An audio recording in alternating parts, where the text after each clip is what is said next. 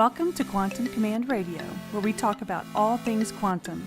You can visit our website at www.quantumcommand.net or subscribe by clicking the subscribe button and hit that bell button for the latest and greatest within the quantum realm. Together, we will discuss topics related to quantum command, wellness, and explore all the new discoveries within this work. And now, let's go quantum.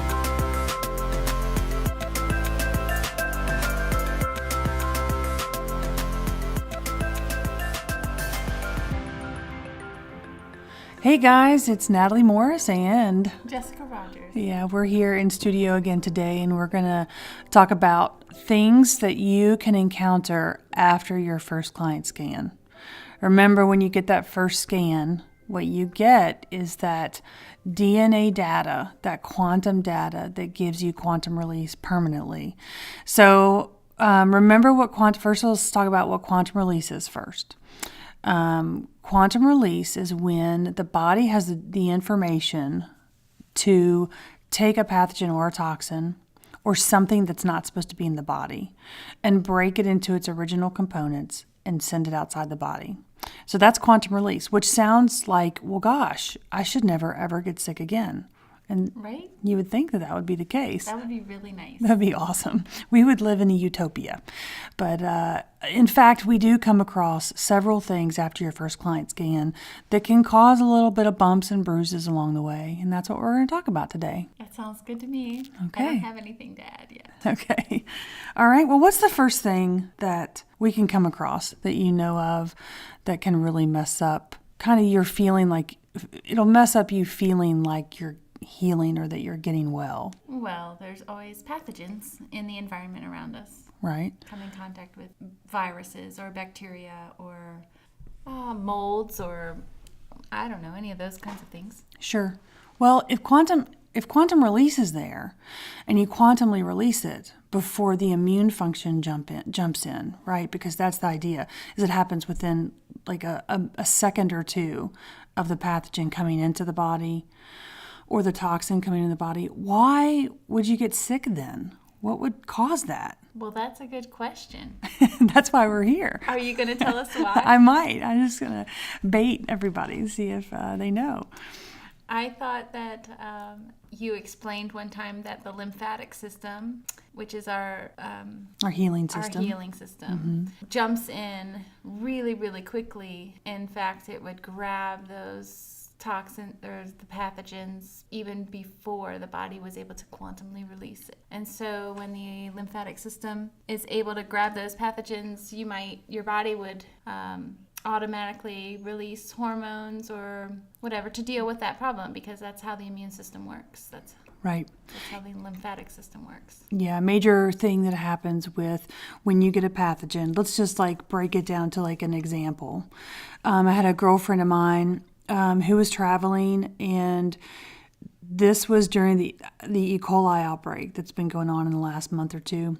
And she called me, she texted me and said, I've been throwing up and having diarrhea. Of course, she has quantum release. She's been working with me for a really long time. Can you please help me? So she would call me and I scanned her, and lo and behold, she got a quadrillion E. coli from some kind of food that she got.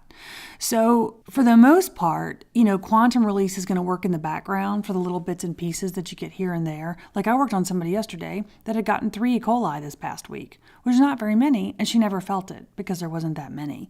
It just kind of quantumly released and left the body with very little reaction from the lymph system. But when you get a quadrillion of a pathogen that's already really bad, like E. coli, you're going to feel the lymph system basically react to that pathogen being in the body. So your lymph system goes, oh my gosh, there's a pathogen. Oh wait, it's gone. But that, oh gosh, that pathogen is there, never doesn't go away immediately. It takes a little bit of time for the body to relax, for the lymph system to go, there is nothing there. But because when you get a pathogen, the body releases hormones and neurotransmitters in relation to that pathogen. So they're like little algorithms that go, oh my gosh, there's a pathogen, we have to attack it. And then those algorithms are in the bloodstream and they don't fatigue out for a while. So you end up having these like immune responses that are not going to be as strong as if you had to like kill it on your own using the immune function, because your quantum release function supersedes your immune function. You're going to quantum release it before you can ever develop the defense mechanisms to go in and kill the pathogen. That would take probably days. And people that would get a quadrillion E. coli are going to be throwing up for like 4 days, go to the hospital, get antibiotics, get fluids, that kind of thing. What quantum release does is it mitigates that long-term effect. And it really kind of saves your butt, like in the from getting something really bad, really hurting hard. And pathogens are part of that. I mean, getting a pathogen after your first client scan happens. It happens all the time. I know people that, we all get pathogens. We go to school, we go to church, we go into public places. And so they come up. This is the world we live in. Right. Yeah. Right now, before Jesus comes back, where right. hopefully there'll be no pathogens then. That'd be nice. And there's different kinds of pathogens. I mean, and they're each going to uniquely affect the body in a different way. So you've got viruses, you've got bacteria, fungus and mold are going to act differently. I had a girl one time who her nose on the inside, right on the inside of her nose and the outside of her nose, it looked like a growth was happening. But what was happening was she was being exposed to mold every day in her office.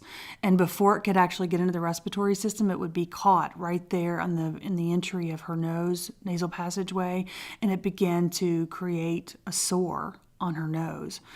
And that was the cause of that breakout. I mean, it kind of looked like a herpes breakout a little bit, but on the nose, like a cold sore for your nose. That's really painful. But mold will do stuff like that. Mold can make you really sick if you breathe it in. Even if you have quantum release, yeah, it totally, saves your butt there. But it can make you sick for a day because it's so dangerous, because it's so impactful on the lymphatic system, even in that brief couple of seconds that it's in the body.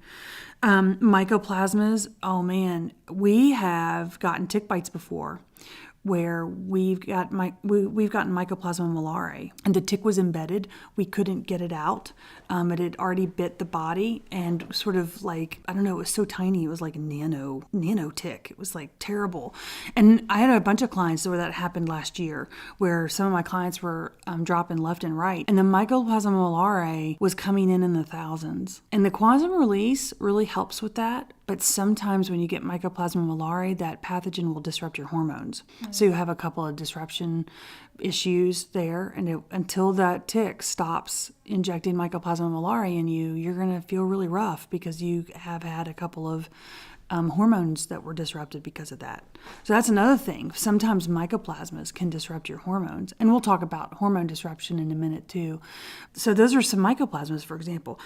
Parasites. And if you get parasites in your body, I've had someone who got parasites in her foot, and they were causing some major problems. I can't remember how they originated. It seemed like it was something that was happening in her lawn. She was getting them in her feet, and they would still cause an outbreak of the skin, but it wouldn't persist. And nothing would ever really stick, because she'd had parasites before a long time prior to that. And she remembered the old symptoms. And they just wouldn't stick. The symptoms wouldn't stick. She'd have a few symptoms, but they wouldn't last for very long. And that's because things are getting quantum released. That's what's going on. Yeah. So the healing process is just going to be much, much faster because quantumly you're releasing the pathogen, but because of the quantity of the pathogen, right?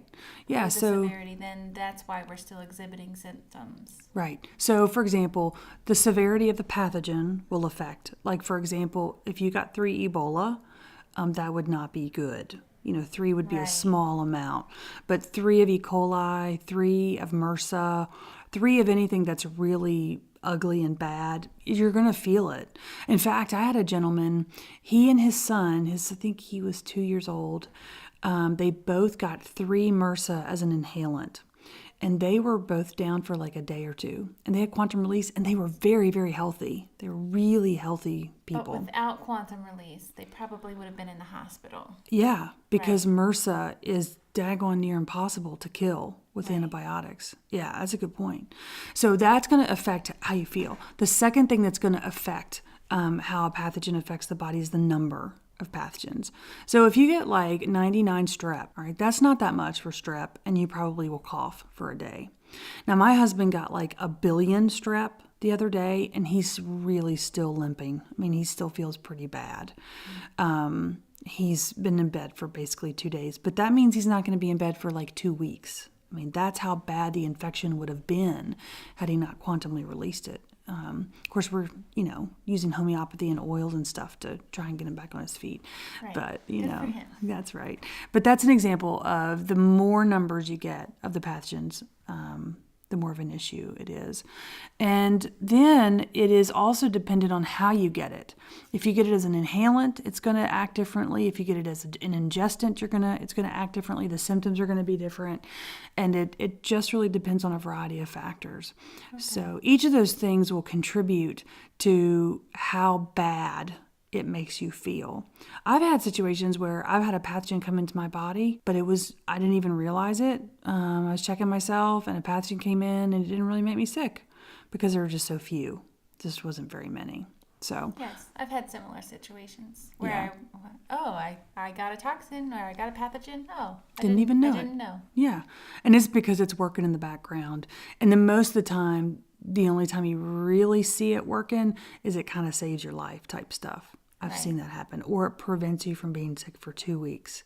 Instead, you're sick for a day or so. So it shortens that time that you're going to be sick. So that's one thing that people come across. What's another thing that somebody might come across after first client scan that would kind of make them feel really yucky? Well, I've mentioned toxins a couple times already. Even though we were just talking about pathogens, toxins would be a different category. Right. So and toxins vary. There are so many different kinds of toxins. We can have man-made toxins, and the most popular man-made toxins are, do you remember what they are? Glyphosate, which would be in Roundup. Mm-hmm. It's Roundup. We spray that. I don't spray that. No, thank you. But America sprays that, unfortunately.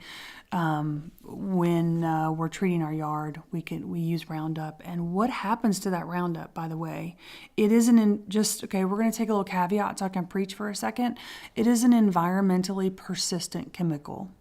So I can't tell you how many times I've had people who will call me and their skin is on fire. They are in total meltdown because their animal has walked around in a yard or sniffed in a place or gotten somewhere where glyphosate had been sprayed. They get home, the owner touches the dog, pets the dog, has the dog on the bed, whatever, comes into contact with it, and then the meltdown happens. Mm-hmm. Glyphosate is one of the most destructive toxins on this planet. It disrupts over 20 to 25 hormones. I have documented that in a myriad of cases. It can also cause extreme symptoms in your skin. It can make you feel sick. It's nightmarish. I had a girl, I'll tell you this story about glyphosate real quick, then we'll move on. I had a mom who was really concerned about her daughter. Her daughter's really smart kid. She's probably, I think, 9 or 10, doing great in school. Everything's good. And all of a sudden, within a month, she literally started to decline to the point where she was losing executive functions. She couldn't even tell you what day it was. I mean, this kid was in total meltdown. So the mom called me and said, I don't know what's going on with my kid. I need your help. What's happening? So I said, all right, well, let's figure it out. Lo and behold, she had glyphosate. She had been in massive glyphosate contamination. And what had happened, and I've had this happen several times to clients, was this little girl likely walked on glyphosate, walked in the yard, walked on glyphosate, contacted it on her feet, put her feet in her shoes, which then put the glyphosate in her shoes, contaminated her shoes. So every time she wore those shoes or moved her foot around a little bit or wiggled, she was coming into contact with glyphosate. Right. It was disrupting almost 30 of her hormones. You can't disrupt that many hormones and live. You become like autistic essentially. And I'm not being hyperbolic. That is literally what happens, is you go into total Asperger's, autism, loss of executive function, loss of capability of resolving emotions, dealing with your emotional state, your thyroid tanks, your adrenals tank, every gland in your body tanks. It's terrible. So what I told the mom to do, I said, all right, we need to stay on top of this issue. We have to track and make sure she's not having any new contaminations. So what you need to do is we'll test her shoes. We tested her shoes. They tested bad. So you need to wash her shoes really good, double rinse kind of thing. And then in the next 24, 48 hours, let's test her again and see if she's come into contact with glyphosate. Because she was getting glyphosate every day, like 50 times a day, every day for the last 30 days. It was a ridiculous amount of contamination. So the mom washed the shoes. I tested the little girl 2 days later. She had stopped getting the glyphosate poisoning. Yeah, wow. And within a couple weeks, mom could see that she was doing better. She put her on iodine therapy because her thyroid had tanked because of the glyphosate contamination. We got her on iodine therapy, and mom started to see some major changes.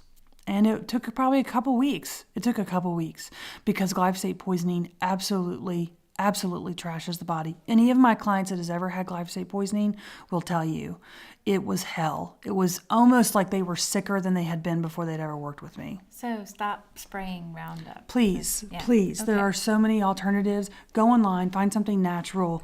Please don't, poison our waterways. Don't poison your yard. Don't poison your pets. Don't poison your kids. I mean, it's really kids that are getting into this. Even if you don't care about the animals and the planet and the water and the whatever, it's kids. These kids are getting it, and it trashes their system. So that's an example of a man-made toxin that you can come into contact with after your first client scan, and it can really hurt you. Another man-made toxin is like Teflon. Right. People can get into Teflon pans. In fact, I had that happen with a kid who was getting his hot lunch in styrofoam containers at school, and the chemical was leaching into the hot food. He was eating Teflon every day, and it was causing neck and shoulder pain. And so we trace those toxins back to the source, and we can figure out. But what you would need to know is that those things can happen. And that's a man-made toxin. You're going to talk about naturally occurring toxin, aren't you, here? About what happened to you. Yeah. I did have a naturally occurring toxin. I had gone to the store and picked up a dark chocolate bar that I had bought, a dozen times before. Yes. And never had a problem with it. But this time I came home and ate one serving, and within an hour I had a big rash, itchy red on my stomach.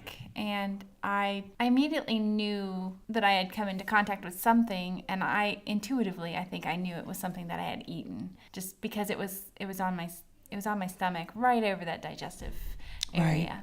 Right. And by the way, the reason the skin broke out was because the lymph system grabbed that toxin out of the stomach, and it affected the skin very briefly, and before it was quantum released, and that's what caused the outbreak of the skin. Right. Yeah. So I tested my chocolate, much to my dismay. Dun, dun, dun. I had to throw the rest of my dark chocolate bar away. I was very, very sad. Right. But I can't remember the number of toxins that came into my body at that time, but it was a high number. Yeah. And that's a food-oriented, naturally occurring toxin that can happen. That's not as common as you would think it is with all the chemicals in our food. Sometimes that just, a lot of foods end up kind of being safe. But sometimes I'll get naturally occurring toxins that get stuck like pharmaceuticals. I worked on a gentleman who never had MFI. He never had Morgellons. He never had any of the weird stuff that people can get. But he had a vasectomy. And when he had gotten a vasectomy, and I've seen this in 3 or 4 men that have gotten vasectomies, they will be injected with these different medications, and those medications will go to the lymph system, particularly a part of the lymph system called the cisterna chelae. The cisterna chelae is located right around the belly button, right above the belly button kind of area. And when you get a toxin stuck there, especially if there's millions and millions, it's going to affect the lymph system of the legs and the feet and the knees and the hips right there. Mm-hmm. So, he was having like buzzing, numbness, issues with like arthritic pain. And that was the cause, was a naturally occurring toxin from a surgery. And I've seen that before, pharmaceutical-based toxins. I've also found naturally occurring toxins and man-made toxins from vaccines, vaccine injury situations where people will be injected with vaccines. They'll have these toxins in the lymph system, which is one of the reasons why you have the meltdowns that you do. They have that sudden onset of symptoms that is so debilitating, the body cannot get rid of these toxins. That's how bad they are. And so the quantum release lets the body do that, gives the body the tools to do that. Then lymph function is restored and the person can start getting well. Toxins are a really big deal. They're no picnic to get into. Now, when you have quantum release, yes, you're going to quantumly release it, but you will, if it's a bad toxin, you're going to have some symptoms, particularly if it disrupts your hormones. That's a really big thing to know. Yeah, so let's talk about that. Can we talk about hormone disruption? Yeah, let's talk about that. So the third thing that people can run into after your first client scan, and this is 90% of problems after the first client scan. This is okay, let me explain how this happened that I became aware of this, because I didn't always know this. This is like a new awareness in the past year. I would have clients who would be like, I actually feel worse after the first client scan than I ever did before I worked with you. And I was scratching my head going, that's crazy. That doesn't make sense. I don't understand. I know these scans work and I don't understand why you're experiencing this. So we started to dig in and I would test their hormones and I would find out that like 5 of their hormones were being disrupted. I'm like, wait a minute, they don't have MFI anymore, they don't have these pathogens, these toxins are gone, why are their hormones being disrupted? So when you have hormone disruption, you will have symptoms. That's what hormone disruption is, symptoms. You can have, what are some symptoms of hormone disruption? Just off the top of our heads. You can have pain, you can have inflammation. Brain fog. You can have brain fog, you can have cycle issues. Yes, skin breakouts. You can feel worse than you felt before you were working with me. You can have major, like chronic fatigue, like total meltdown fatigue. You can have sweats, your heart rate can go, your blood pressure can go up. It can totally go haywire. Yeah, the night sweats is one. Yeah, not being able to sleep, having to sleep all day and all night. Hormone disruption and neurotransmitter disruption is one of the biggest problems that we face as a society in terms of chemical overload. When the quantum release removes MFI, remember, MFI makes you sick because it's a hormone disruptor. That's it. That's the main reason why it makes you sick, is it's manipulating your endocrine system. So if you're using different products that also are disrupting your hormones while you have MFI, you're probably not going to notice that they are disrupting your hormones because you're already so sick. You have all these different symptoms. You're not going to connect it to a product. And, that would make sense because it's a pathogen that's causing your sickness. After MFI is removed and the endocrine system attempts to rebalance, if you disrupt even one hormone, it will throw that process so off balance that it'll make the body sicker. Which is so often why I tell clients, we have to test your products. We really need to test your products. It's really critical that we test your products because your products, if it's disrupting pregnenolone, one hormone, that can throw all of your body processes trying to heal completely off the charts. Or like somatostatin. You need to disrupt somatostatin. Right. It would be like shutting off all the other hormones. That's right. Because some of these hormones that get disrupted are top tier hormones. So a bunch of other hormones rely on somatostatin, on pregnenolone, on dopamine, on serotonin to be able to ping, to be able to communicate for different functions. When you have hormone disruption, it is a lot like the electricity going off in your house intermittently with no real understood cause. So let's say you wake up in the morning and all of a sudden your coffee maker doesn't work, your oven doesn't work, and the AC doesn't work. Well, a lot of people are going to be grumpy if they can't get their coffee on. Well, Jess would not be grumpy. But if she couldn't make her hot tea, then she'd be really grumpy. Well, I don't know. So if you don't have those 3 things running, I'm might be grumpier without the AC, actually. That would be a priority for me. That's right. That's right. To each his own. So yeah, if you have system shutdown in your electric grid that we depend on, you're not going to be able to function in your house. You're going to have certain tasks that you can't do because those things aren't working. Now, let's say the next day, oh, your coffee maker's working, but your stove's still not working and your fridge is not working, and now your laptop's not working. So you are constantly having to navigate not being able to do basic tasks. And that's what hormone disruption is. Hormone disruption is that electrical grid kind of going down in your body. Somatostatin is really connected to high blood pressure, low blood pressure. It's like your little thermostat for your body. It pings other hormones to say, hey, don't, put any more in the bloodstream. Okay, reduce here. Okay, increase here. Dopamine, serotonin, huge neurotransmitter functions that affect the entire body. Pregnenolone is a perfect example. The body converts cholesterol to pregnenolone. When pregnenolone is disrupted by tons of beauty products, by the way, a ton of beauty products, then you literally are disrupting almost every hormone in the body, because almost every hormone in the body is made from pregnenolone. So you have this major top tier hormone that now you can't make other hormones and circulate them in the bloodstream like you should be able to because of a shampoo that you're using. And it actually will make you feel worse than before you had MFI, because MFI was it wasn't disrupting every hormone. It was disrupting targeted hormones.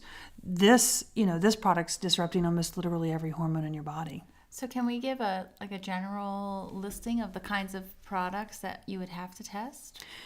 Yes. Sometimes we have to test makeup for women, of course, and then shampoos, lotions.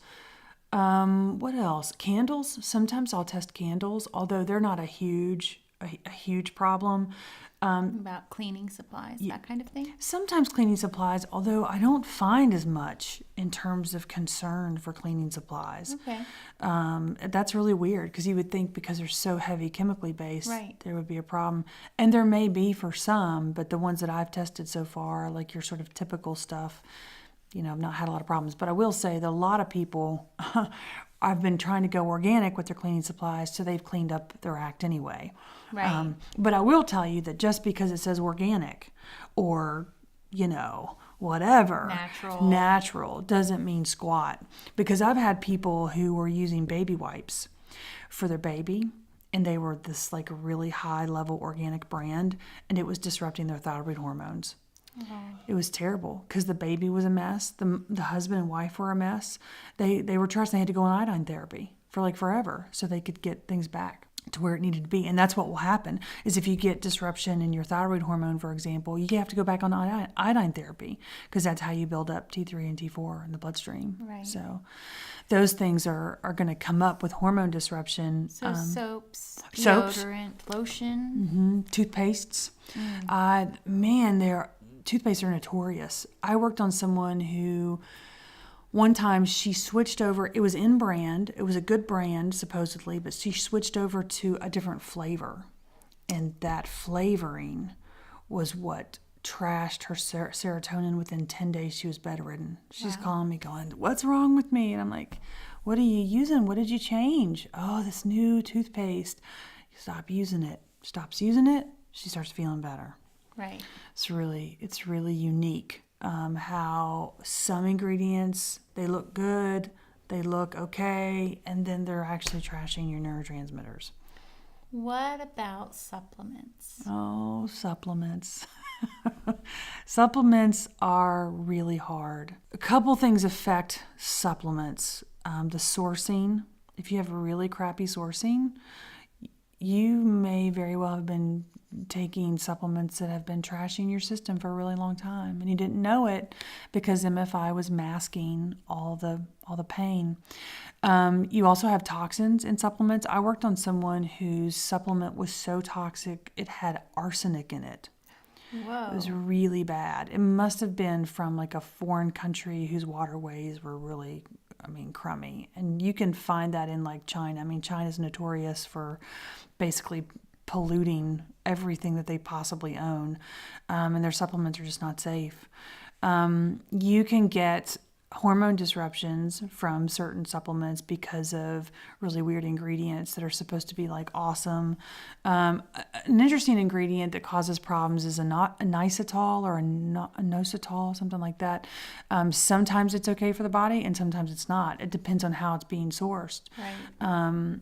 Some vitamin Bs are not sourced very well and will dump a bunch of toxins in people's bodies. So people really have a hard time letting go of their supplements. They don't realize that these supplements have been disrupting their system for a really long time. And now it's even more magnified because their body's trying to get well. But 100% of the time, when we remove the hormone disruptor out of the environment, they start getting well. There's never an exception to that rule. It always happens. So this whole concept of finding products that aren't hormone disruptors is a little bit of a moving target, because if the company changes their sourcing or anything. That's right. We just had recently in the last year a huge company buy out a lot of little small organic companies like I think the Burt's Bees was bought out. There was another one with the Garden of Life, I think was I'm not sure about the Garden of Life, but there are a variety of like organic or really all natural products that got bought out by this really big company. And I saw the transition with my clients. Stuff that they should be able to use, they weren't able to use because they started buying off the shelf these new formulations that they would never be told, were newly formulated. The brand looks the same, the label looks the same, the ingredients look the same, but when they use it, it's disrupting hormones. And they don't know that because nothing looks like it's changed. I had a girl who had a deodorant one time. It was one of those crystal deodorants, and it was fine. Like I worked on her and it was fine. And she almost ran out of it and went to buy some more. The new ones, she, put the old one aside, still had it, but she started using the new one, and the new one was disrupting her hormones. The old one, I said, this is weird. How's this? She's like, it's the same brand. I stayed in my brand. Like, I don't understand. Because she had really been dealing with hormone disruption for a really long time. Right. She was causing ringing in her ears. It was causing these really frustrating symptoms. And it was constant, like you said, a moving target. We couldn't figure out, like, what is constantly causing this. So she really had to pare down all of her supplements and her products. But what happened was we tested that new deodorant and it was bad, but the old one was still good. And some reason the company switched over different ingredients or changed the sourcing or changed something, and it disrupted hormones. And that happens a lot. It really does. That's really frustrating. But, it is. I mean, I guess we just need to not be so attached to our products that we're not willing to switch it up. Yeah. And as long as we're able to know what might be acceptable and what's not. Right. I just basically stay within my little lane. And I've got like maybe 6 or 7 products that I've tested that I trust. And when I swap them out, I always test them. And you can, I can test your products. We can do that. All you have to do is take pictures of them, send them to me in the email. We do a 20, 30-minute product testing. You know what's good, you know what's bad. But I've had a lot of people have major issues after the first scan because they refuse to give up that face cream. I'm sorry, but when you disrupt pregnenolone, somatostatin, and all 4 of your estrogens, life is going to suck. It's just, and you'll never get well. It's just reality. And that is really, it was hard for me to come to terms with because I trusted these companies. I trusted that if it said organic or said all natural, I trusted that it would be fine. And then I found out that face powder was disrupting 25 of my hormones. And that's why I was bedridden after I started using it. Right. That kind of stuff. So how long does it take the body to, I want to say reset, for all that hormone disruption to stop bringing a negative effect? Depends. It depends on how many hormones you disrupted with the product. It depends on how long you're on the product.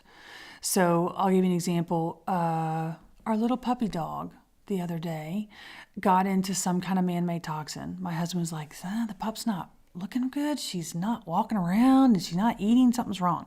So let's test her. So she got 6 little toxins, man-made toxins, probably from me cleaning out something, and she was, sniffing into it and probably ingested it because she eats everything in sight. She's a puppy. So I tested her, and lo and behold, she had gotten some hormone disruption with that toxin. She'd quantumly released it because she's a puppy, and puppies can get quantum released too, and animals can. It's really cool.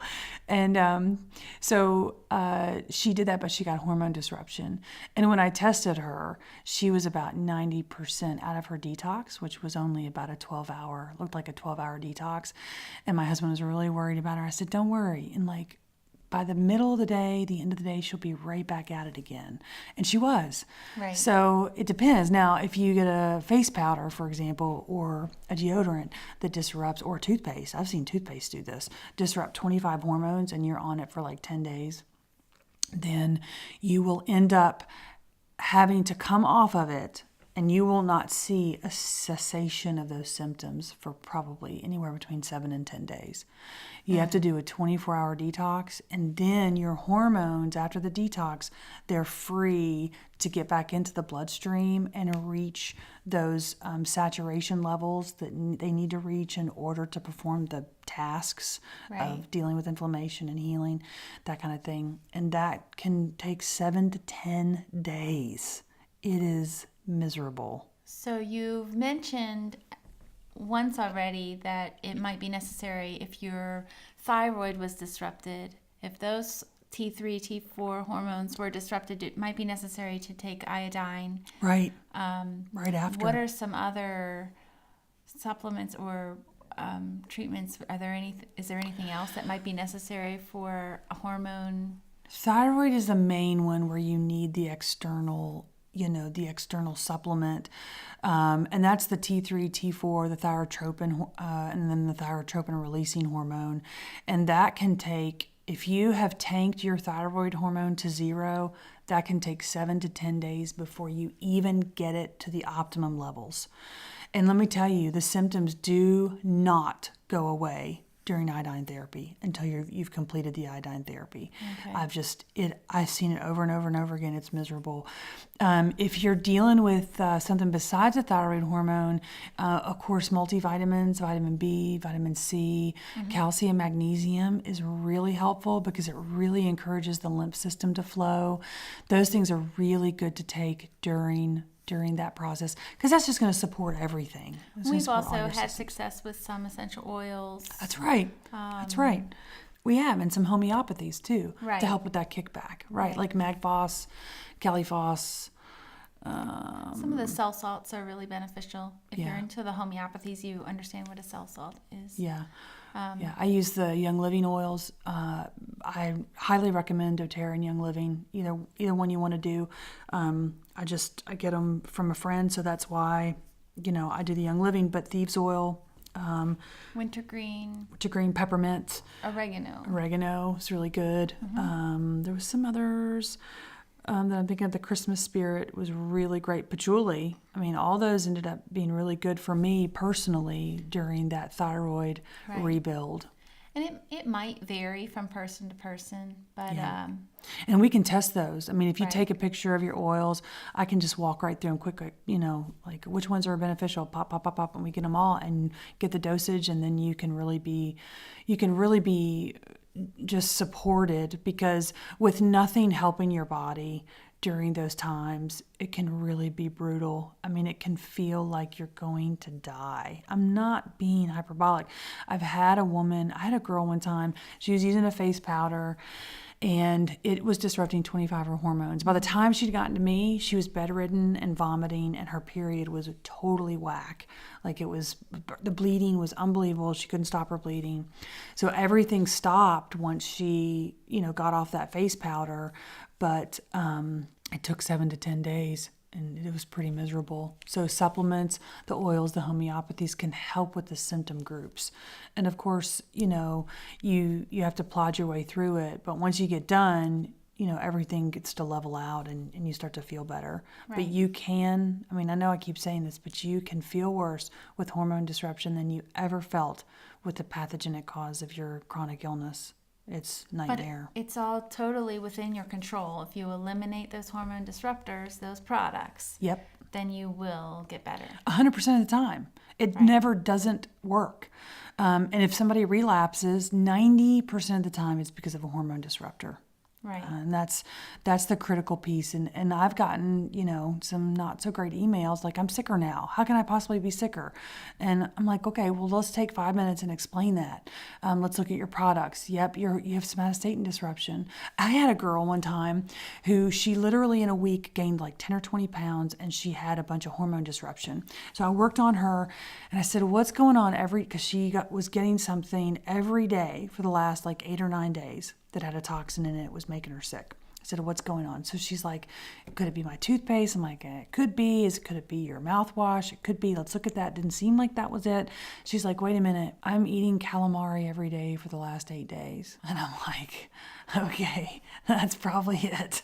But calamari is But so calamari, good. I know. But whatever she was eating, whatever brand it was, or whatever was making her gain weight and was disrupting hormones and making her sick.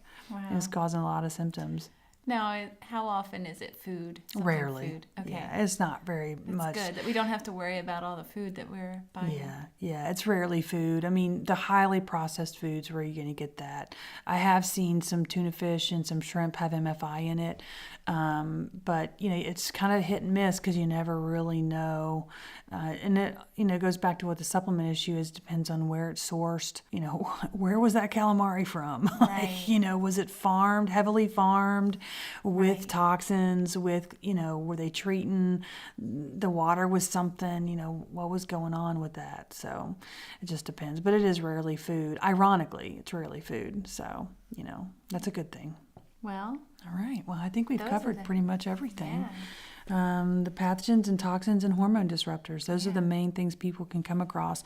And a lot of times what people will do is they'll call me and say, something's up. I don't feel good. I've got something. And I'll test them and we'll work it out. And it might take 10, 20 minutes, which is why I bill per minute after the first client appointment, because it could take 5 minutes and it could take 20 minutes. It just depends on, what you're dealing with. Right. A bee sting, I'm just going to be like, oh, he got, your little munchkin got, 1,000 toxins with the bee sting. You can, let's muscle test your arnica. Let's muscle test this. Yeah, that's going to help. And, then people move on. But Right. things that are really serious where you're trying to track down the thing that they ate 7 days in a row, that's disrupting hormones and putting 1 million toxins in their stomach, that could take 20, 30 minutes. Right. So it just depends. But those are the common things that people come across after the first client appointment that can make them sick again. And we've all experienced it. Yes. I've experienced it. Jess has experienced it.